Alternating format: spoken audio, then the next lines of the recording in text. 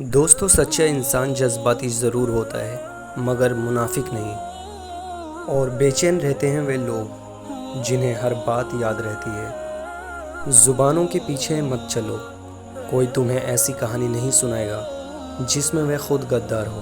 اور درد سبھی کے ہیں یہاں، کوئی لکھ رہا ہے تو کوئی پڑھ رہا ہے، اور جو ظاہر ہو جائے وہ درد کیسا، جو سمجھ نہ سکے وہ ہمدرد کیسا۔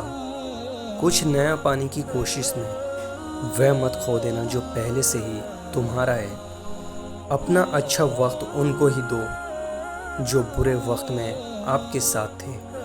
ہر کوئی آپ کو نہیں سمجھے گا، یہی زندگی ہے اور حقیقت بھی۔ اور پھر لازم تو نہیں جو دل میں بستے ہوں وہ دل کے حال سے بھی واقف ہوں۔ بیدار کر دینے والا ایک دکھ غافل کر دینے والی ہزار خوشیوں سے بہتر ہے۔ ہمیشہ وہی انسان اکیلا رہ جاتا ہے جو خود سے زیادہ کسی دوسرے کی فکر کرتا ہے۔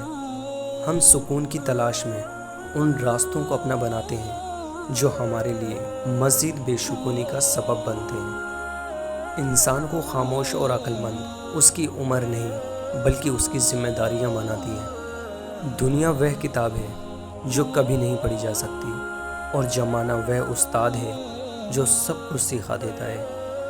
اور کون ہے جس میں کمی نہیں ہوتی؟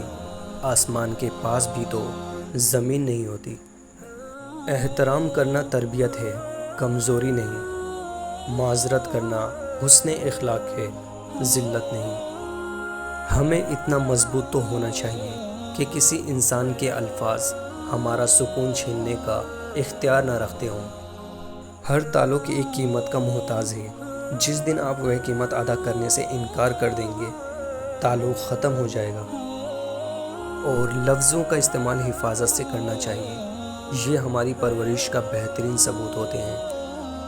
زندگی سب کچھ دے کر بھی کسی نہ کسی چیز کے لیے فقیر بنا کر ہی رکھتی ہے۔